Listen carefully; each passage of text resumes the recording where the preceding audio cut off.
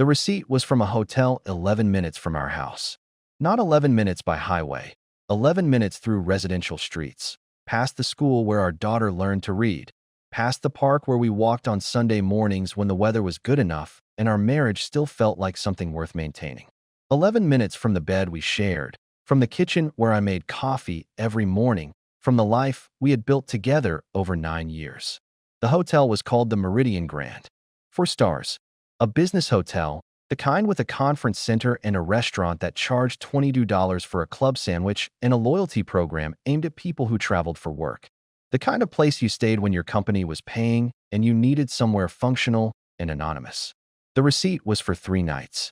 The dates corresponded exactly to the week my wife had told me she was in Edinburgh for a regional sales conference. I found it in the inner pocket of her carry-on bag on a Tuesday evening in March. When I was looking for the travel adapter she'd mentioned was in there, because I had a work trip of my own the following week, and ours was the only one we owned. She was downstairs. Our daughter Lily was at a sleepover. The house was quiet in the way it is on weekday evenings, a particular domestic quiet, the radio on low, the smell of whatever she'd cooked for dinner still in the air. I stood in our bedroom holding a hotel receipt for a place 11 minutes away, and I felt the specific sensation of a floor becoming uncertain beneath your feet. Not giving way, not yet, just shifting very slightly, enough to make you aware that what you were standing on was not the solid thing you'd assumed. I put the receipt in my own pocket. I found the adapter. I went downstairs. My name is Owen. I am 42 years old. I teach history at a secondary school, the kind of job that people assume is straightforward, and that turns out, over 15 years, to be about something else entirely. About helping young people understand that the past is not a sequence of events, but a collection of decisions made by people who couldn't see what was coming. I have always found that useful to remember. My wife's name is Sarah. She was 40 years old at the time of the receipt. We had been married for 9 years and together for 11. She worked in pharmaceutical sales, a career she'd built methodically over a decade, moving from representative to regional manager to, for the past 3 years, National Accounts Director, a title that came with a company car and a travel budget and the specific legitimacy of someone whose absence from home was professionally expected. She traveled for work. This was established. This was normal. This was the texture of our marriage in a way that had always required adjustment. The juggling of school pickups and dinner schedules and the specific loneliness of evenings alone that long marriages accumulate around the edges without anyone declaring them a problem. I had never questioned it. Not once in 9 years.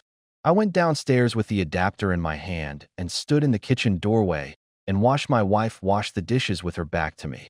Her hair pinned up the way she wore it in the evenings, her shoulders with that particular end-of-day slope. And I thought about the receipt in my pocket and about all the evenings she had come home from Edinburgh or Manchester or Bristol with a suitcase and a tiredness that I had accepted completely. She turned and saw me. "Did you find it?" she said.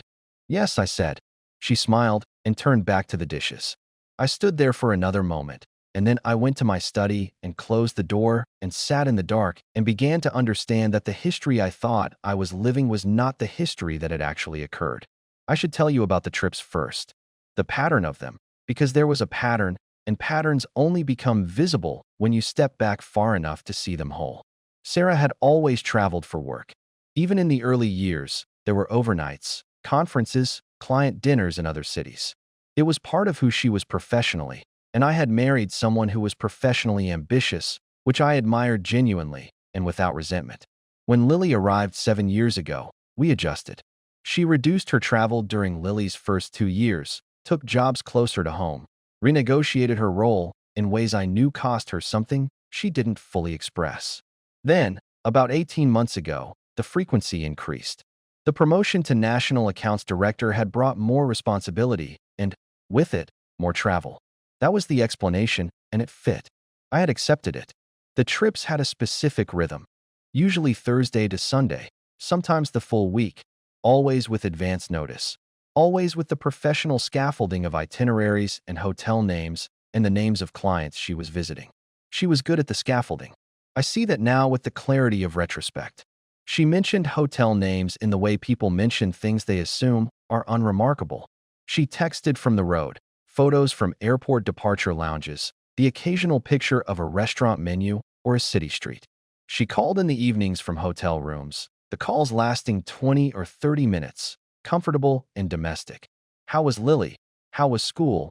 Did I remember to call the plumber about the kitchen tap? The calls had a specific background sound.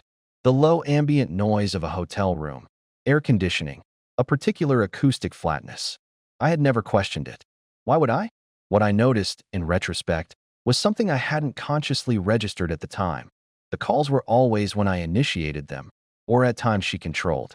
If I called unexpectedly, mid-afternoon on a Tuesday when she was meant to be in meetings, she never answered and always called back within the hour with an explanation that was entirely plausible and entirely smooth. I had attributed this to the busyness of a senior job. I now understood it differently.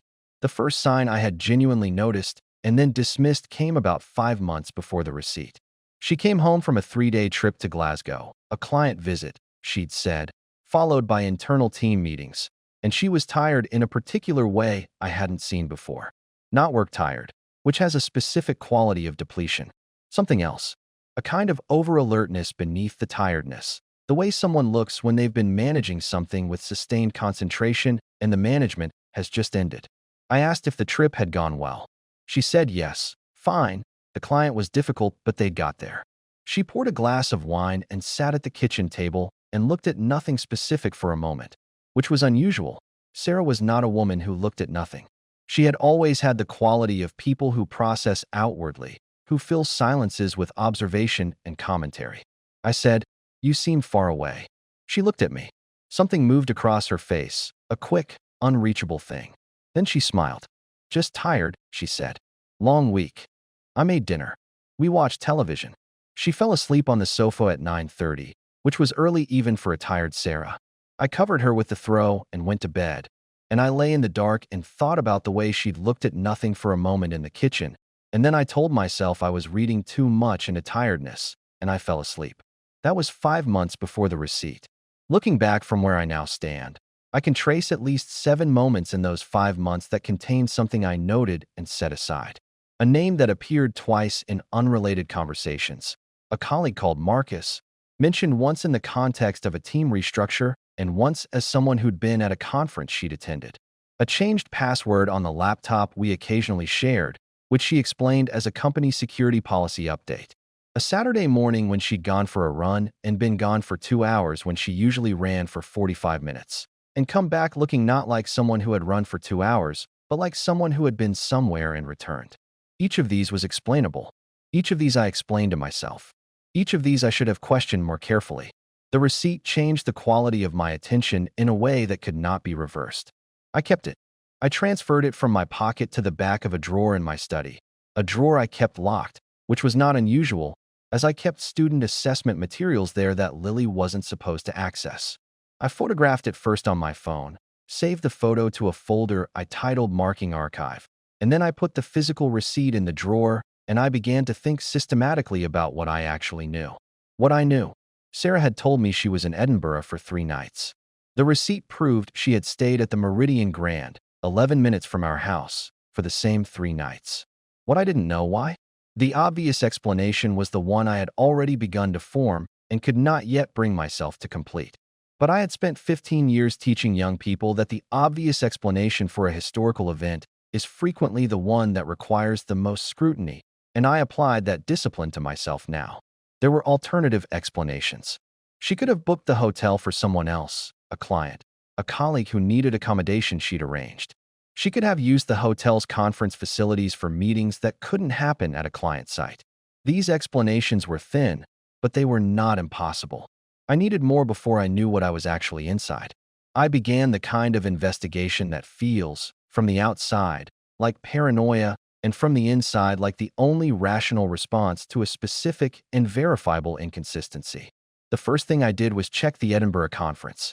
She had mentioned it specifically, the name of the event, the name of the hotel where it was supposedly held, the name of the client she'd seen on the first day. I looked up the conference. It existed. It had been held in Edinburgh on exactly those dates at exactly the hotel she'd named. She had known the conference existed.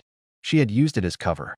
The second thing I did was look at the pattern of her trips over the past 18 months and identify what could be verified. Flight bookings, In the age of shared calendars and linked accounts, leave traces. I had access to our joint email account, not her work account, but the personal Gmail we shared for family logistics. She'd forwarded a flight confirmation there 6 months ago, which I'd noted at the time as helpful. I searched the account now for similar confirmations. I found three flights over 18 months, with confirmation numbers and airline bookings and everything that makes a business trip legible. She had taken, according to these records, 3 real flights in a period when she had told me she'd traveled 11 times. 8 trips unaccounted for.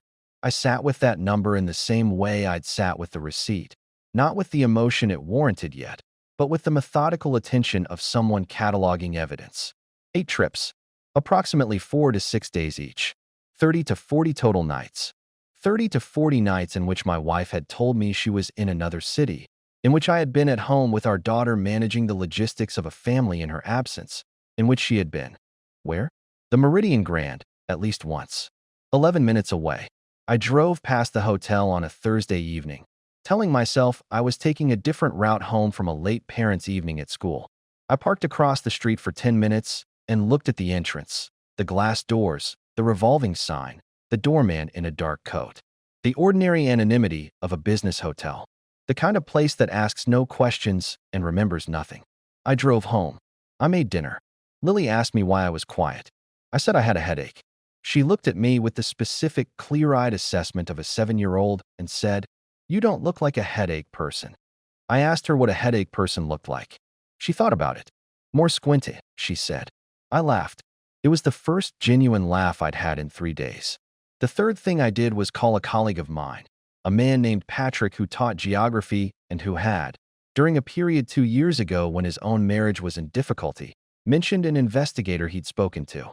He'd never used the service. Ultimately, his situation had resolved differently, but he'd kept the name. He gave it to me without asking why I needed it. Her name was Carol. She was 55, practical, and had the specific manner of someone who has heard every possible version of the conversation I was about to have and approaches each new one with professional equanimity. We met in a coffee shop near the school on a Friday afternoon. I told her what I had, the receipt, the flight confirmations, the pattern. She listened without expression. Then she asked me when the next trip was scheduled. Sarah had a trip to Bristol in 2 weeks. 3 nights. Thursday to Saturday. Carol said she'd need the dates, the departure time from our house, and a recent photograph. I gave her all 3. The 2 weeks between hiring Carol and the Bristol trip were the most difficult of the investigation. Not because I was in danger of being discovered. I had done nothing that Sarah could detect, but because I was required to maintain the surface of my marriage while standing in a completely different relationship to it than the one I'd occupied 2 weeks earlier. I made school lunches. I attended Lily's swimming lesson. I sat across from Sarah at dinner and participated in conversations about her work and my students and the extension we'd been vaguely considering for the kitchen, and I did all of this with the specific discipline of someone who has decided that the truth requires a particular moment to emerge, and that forcing it prematurely would produce a worse outcome than waiting. Sarah was, and this is the thing I've thought about most in the aftermath, entirely normal during those 2 weeks. Warm. Present.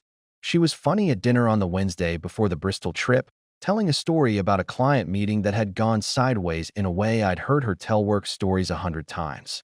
She kissed me in the kitchen on a Tuesday morning with the unconscious ease of long habit. She worried aloud about whether Lily was struggling with reading, and her worry was genuine. I could hear the genuine quality of it, the specific pitch of parental anxiety that doesn't perform. She was, in other words, the woman I had married. Completely. Continuously. With no visible gap between the performance and the person. I have spent a long time understanding what that means. I'm still not finished. Thursday came. She packed her suitcase, the navy carry-on, the one I'd found the receipt in, with the efficiency of someone who has packed for travel many times. She kissed Lily goodbye. She kissed me. She said she'd call from the hotel that evening. I watched her car leave the driveway. Then I texted Carol. Carol's report came in 2 stages. The first, on Thursday evening, was a text. Subject did not take the motorway toward Bristol. Currently at hotel in the city. Monitoring. The hotel was not the Meridian Grand this time. It was a different property, the Clarence, in the city center, 4 stars, the same category of anonymous business accommodation. The second stage came on Friday morning. A photo. Sarah, in the hotel lobby, with a man I didn't recognize. They were standing close, not touching, not in any way that was overtly demonstrative, but with the specific proximate ease of people who have been in the same space many times and are comfortable in it. He was tall, somewhere in his mid-40s, with the kind of unremarkable appearance that makes a person difficult to describe afterward. There was a second photo. The man's face, clearer. Carol had been thorough. I looked at the photos for a long time. Then I did something I hadn't planned on doing. Instead of calling Carol, instead of calling David, my closest friend who knew none of this, I drove to the school where I taught, sat in my empty classroom at 7 in the morning, and opened my laptop and searched the name Carol had included with the second photo. His name was Connor. He was 46. He worked in pharmaceutical distribution, the supply side of the same industry Sarah worked in. They would, professionally, have reasons to know each other. He was based in the city, not Bristol, not Edinburgh, not any of the places Sarah had claimed to be. He was based here. 11 minutes, in various directions, from various parts of our life. I sat in my empty classroom and looked at my students' essays pinned to the board, a project on the causes of the First World War, the way a single assassination in Sarajevo had detonated a continent, and I thought about contingency, about the way large collapses begin in small moments, about the fact that I had been living alongside something I couldn't see, not because it was invisible, but because I hadn't been looking. My phone rang. It was Sarah. "Morning," she said. "Did Lily get off okay?" "Yes," I said. "She's at school." "How are you?" "Fine," I said. "Tired." "How's Bristol?" A fractional pause. So small that I wouldn't have registered it 2 weeks ago. "Good," she said. "Meetings all day? Probably won't get to call tonight. Really full schedule. But I'll text." "Okay," I said. "Love you," she said. I looked at my students' essays on the board. "You too," I said. She hung up. I sat in the classroom for another 10 minutes. Then I taught 4 lessons, marked a set of papers, had a conversation with a colleague about a student who was struggling, and drove home to make dinner for my daughter. This is what the maintenance of surface looks like from the inside. It is not dramatic. It is exhausting. I had decided, by the time Sarah came home on Saturday afternoon, that I was going to have the conversation that evening. Lily was at her grandmother's for a birthday visit. My mother had taken her for the weekend, a standing arrangement every couple of months, which meant the house was ours. It meant there was no child to moderate what I was going to say or how she was going to respond to it. The timing felt, in the way that very few things had felt in the previous 3 weeks, correct. She came in at 4:30. The Navy carry-on. The end-of-trip tiredness that I now understood was something other than I'd always assumed. She dropped her bag in the hallway and came to the kitchen where I was, pointedly, I thought later, making tea. She kissed my cheek. She said Bristol had been exhausting. She asked about Lily. I said Lily was at Mom's. I said, "Sit down, Sarah." Something shifted in the room. The specific atmospheric change that precedes a conversation you know is going to be different from all the ones that preceded it. She looked at me. Just looked, for a moment, and then she sat at the kitchen table. I sat across from her. I put Carol's photo on the table between us, the one of her and Connor in the hotel lobby. She looked at it. The looking lasted perhaps 4 seconds. Then she looked at me. What was on her face was not the thing I had anticipated. I had anticipated guilt. I had anticipated the specific collapse that follows exposure. The tears, the explanation, the beginning of a negotiation about what happened next. What was on her face was something else. Something that in the first second I read as fear, and then, as I watched it more carefully, understood was a different and more complicated thing. She said, "How long have you known?" 3 weeks, I said, "since I found the Meridian Grand receipt." She closed her eyes. She opened them. "Owen," she said, "I need to tell you something. And I need you to. I need you to listen to all of it before you say anything." "All right," I said. What Sarah told me in the next 40 minutes was not the story I had constructed from the evidence. It was not simply the story of an affair, though it contained one. And I want to be clear that the affair was real and the betrayal of it was real, and the fact that what followed complicated its meaning did not make it acceptable. Connor was not her lover. Connor was her brother. I heard those words, and the room rearranged itself completely. Sarah had a brother I didn't know about, had never been told about. A half-brother, to be precise. her father's son from a relationship that had preceded her parents' marriage, a relationship her mother had known about and had spent 30 years insisting be kept from the children, from the family, from the architecture of a respectable life her parents had constructed in its place. Connor had found Sarah 18 months ago. A DNA testing service, the kind that people use to trace ancestry, that had proliferated in recent years and that had, quietly, been dismantling family secrets with actuarial indifference across the country. He had found her. He had written to her, a careful, tentative letter to her work email, explaining who he was, what he knew, what he was hoping for. She had written back. The trips were not to see a lover. The trips, the Meridian Grand, the Clarence, the 8 unaccounted-for journeys over 18 months, were to see a brother, a man she had not known existed for the first 38 years of her life, a man whose existence, if known to her mother, would have detonated a family history that her mother was still, at 71 years old, protecting with the fierce determination of someone who understood that some secrets, revealed at the wrong moment, caused more damage than they resolved. I sat across from my wife and I listened to this for 40 minutes. At the end of it, I said, "Why didn't you tell me?" She looked at her hands. "Because I didn't know how," she said. "Not at first. At first I didn't know if he was who he said he was, if it was real, if I could trust it.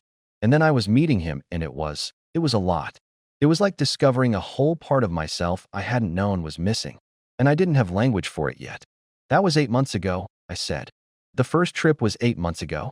That's a long time to not find language." She looked at me. "I know," she said. "I thought you were having an affair," I said. "I hired a private investigator. I have been living inside that belief for 3 weeks."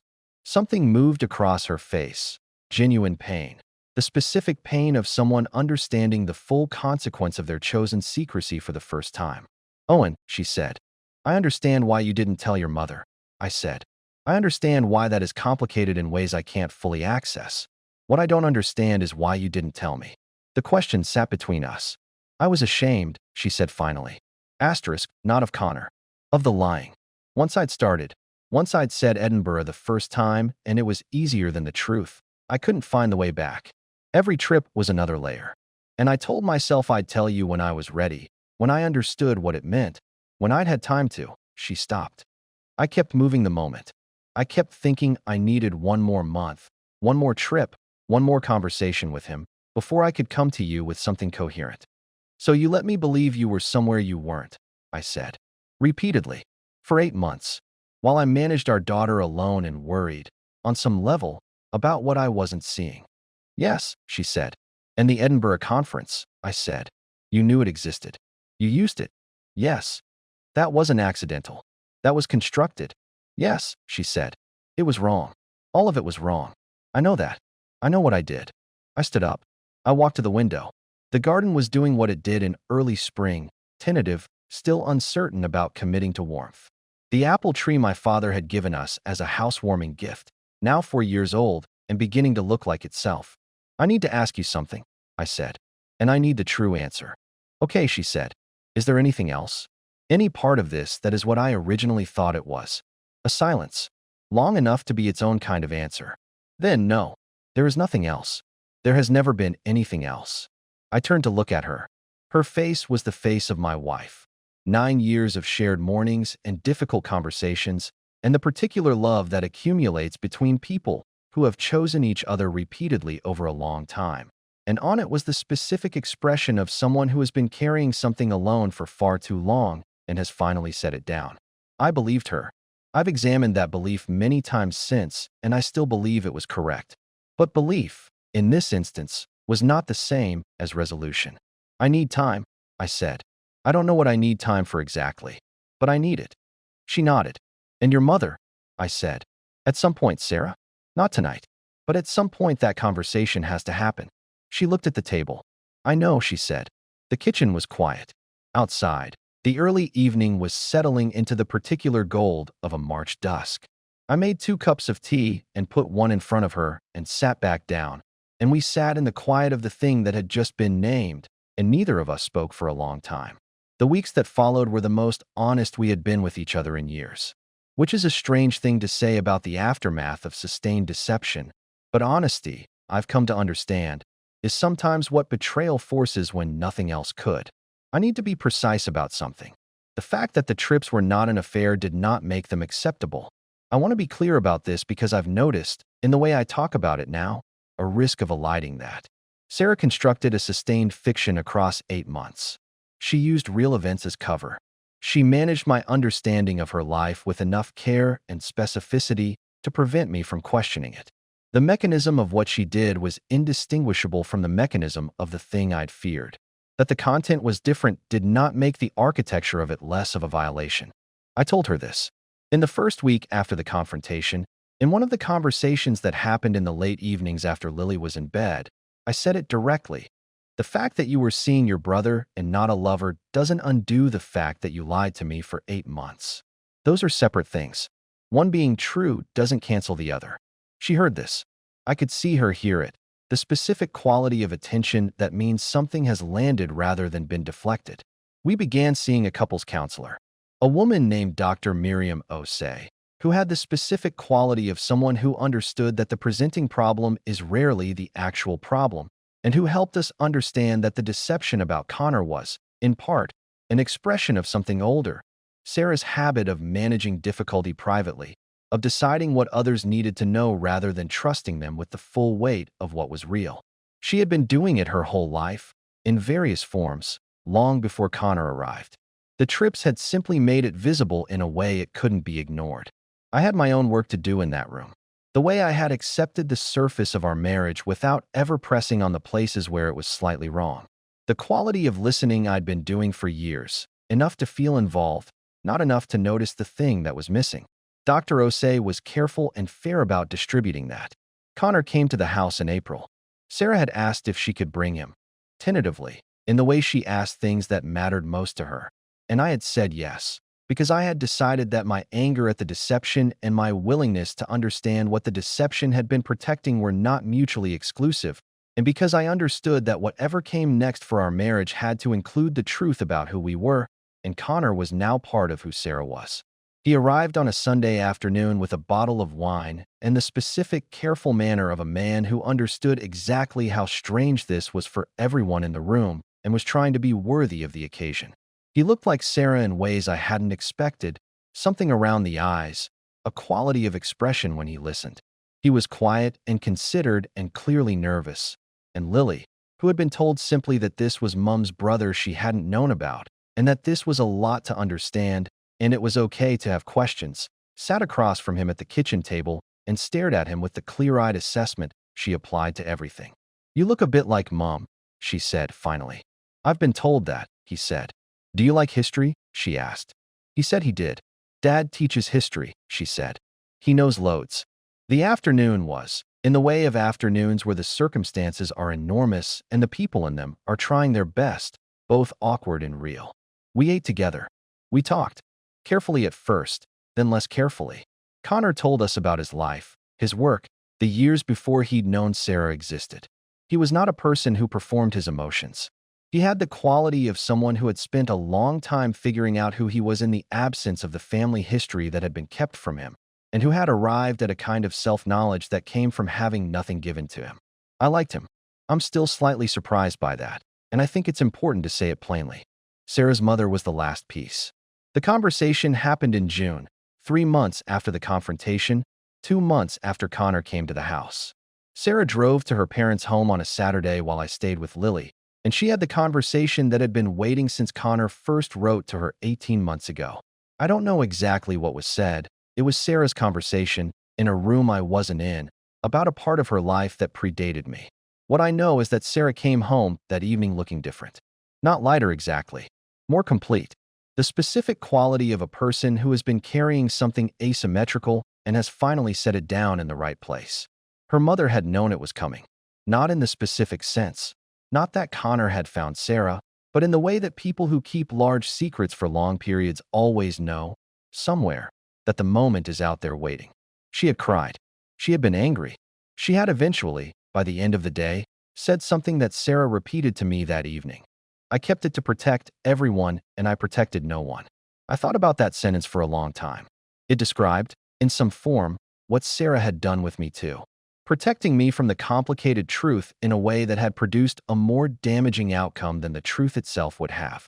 The thing about protection as a motive for secrecy is that it almost always centers the protector's comfort more than the protected person's well-being. What feels like shielding someone from difficulty is often, at its core, shielding yourself from the difficulty of disclosure. Sarah understood this. She said it to me, in her own words, in Dr. Osei's office on a Wednesday evening in July. She said it without being prompted, which mattered. We did not divorce. I want to be honest about that. Not as a happy resolution, not as a vindication, but as a fact. We did not divorce because the thing I had believed was happening had not been happening, and because the thing that had been happening, though genuinely a betrayal of trust, was a betrayal that had emerged from complexity rather than calculation. That distinction mattered to me. I spent a long time making sure it mattered for the right reasons and not because it was easier. What we built in the aftermath was different from what we'd had before. Less smooth. More honest in the specific way that things are honest when the option of comfortable surface has been removed. We talked about difficult things with a directness that hadn't been there before because we both understood now what the cost of not talking was.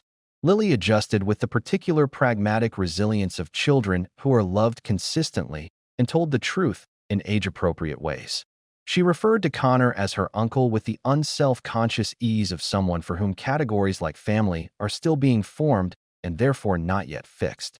In September, I went back to the classroom. New year, new students, new project. That term's assignment was on the Second World War, on the specific decisions that had remade the world. I stood in front of a room of 15-year-olds and told them that the most important skill in studying history was the ability to tolerate ambiguity, to resist the pull towards simple explanations, to understand that the truth of a situation was almost always more complicated than the first account, and that the first account was usually told by someone who needed the world to be simpler than it was. A student in the third row, a girl named Priya who had been in my class for 3 weeks and was already the kind of questioner teachers remember, raised her hand. "What do you do?" she said, "when the complicated truth is harder to live with than the simple one would have been?" I looked at her. "You live with it anyway," I said, "because it's the only one that's actually yours." She wrote that down. I stood at the front of my classroom and looked at the board and thought about the apple tree in the garden, for years old and beginning to look like itself. I thought about Lily at the kitchen table telling Connor he looked like Mom.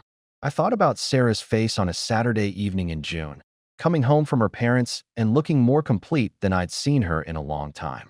I thought about the receipt in the inner pocket of the Navy carry-on bag, 11 minutes from our house, the starting point of the longest and most disorienting investigation of my life, which had ended not with the conclusion I'd feared, but with one I hadn't been capable of imagining. Life, I have come to understand, does that. It constructs situations that look like one thing and turn out to be another. The skill is not prediction. The skill is the willingness to stay inside the uncertainty long enough for the actual shape to emerge. I gathered my papers. I looked at my students. I began the lesson. The story of Owen and Sarah is constructed around a central dramatic irony, the elaborate architecture of deception that looks, at every stage, exactly like the thing it is not. Owen gathers evidence with the precision of an investigator, builds a case that fits the available facts perfectly, and arrives at a conclusion that is structurally correct: sustained deception, false itineraries, a man in hotel lobbies, and factually wrong in the way that matters most. What he believed he was discovering was an affair. What he actually discovered was a family secret so old and so carefully maintained that it had folded itself into the shape of the thing most likely to be misread. This is the story's central psychological mechanism, the way prior expectation shapes interpretation of evidence. Owen finds a hotel receipt 11 minutes from his house. He has no framework, initially, for what it could mean.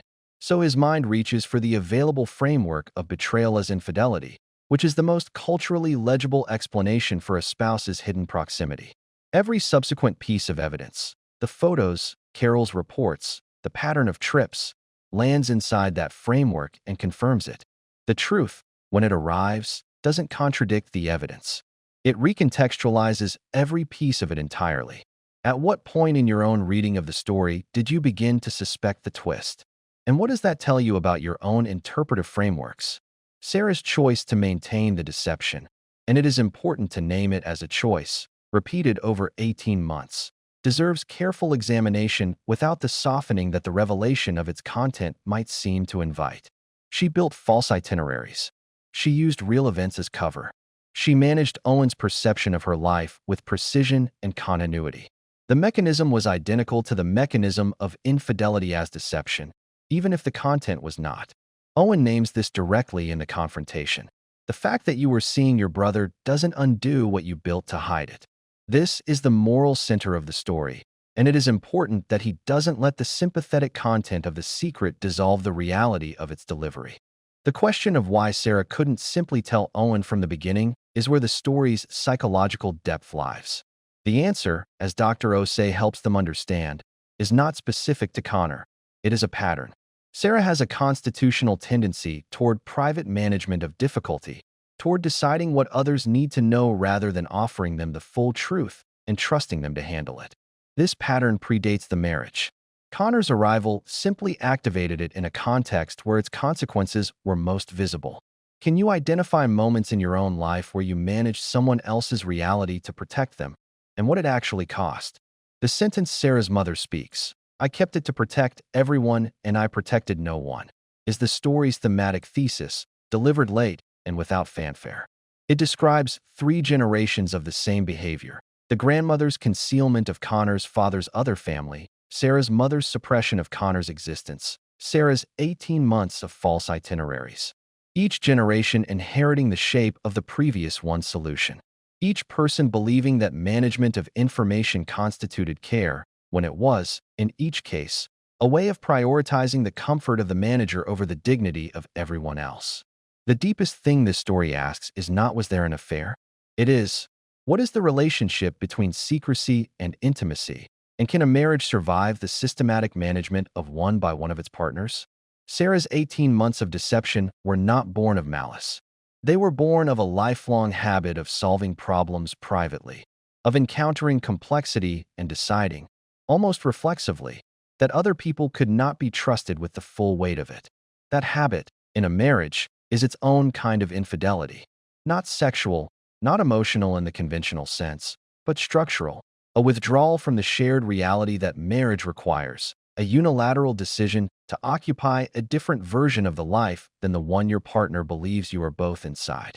What makes the resolution honest rather than tidy is that Owen and Sarah don't simply return to what they had. What they had contained, apparently, enough comfortable surface that 18 months of parallel life could develop inside it without immediate detection. The marriage they build in the aftermath is less smooth and more real. The difference between a surface that holds because it has never been tested and one that holds because it has been tested and rebuilt with knowledge of where the weak points are.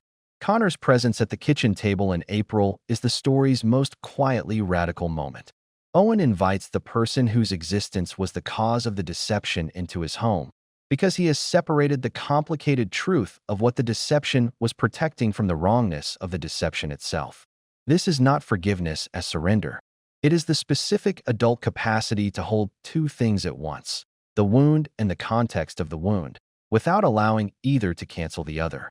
The student Priya's question in the final scene is the story's last and best gift. What do you do when the complicated truth is harder to live with than the simple one would have been? Owen's answer, you live with it anyway, because it's the only one that's actually yours, is not consolation. It is a statement about the irreducible cost and irreducible value of reality, even when reality is harder than the version you'd constructed in its place. The simple story, wife having an affair, husband discovers it, marriage ends cleanly, would have been devastating but navigable. The actual story requires something more demanding, the willingness to stay inside ambiguity, to revise understanding without abandoning accountability, to build something real from materials that have been shown to be imperfect. That, in the end, is what the story offers. Not resolution, but the harder and more honest thing. The choice to remain in the truth of your own life, in all its complexity, and see what can be made from it.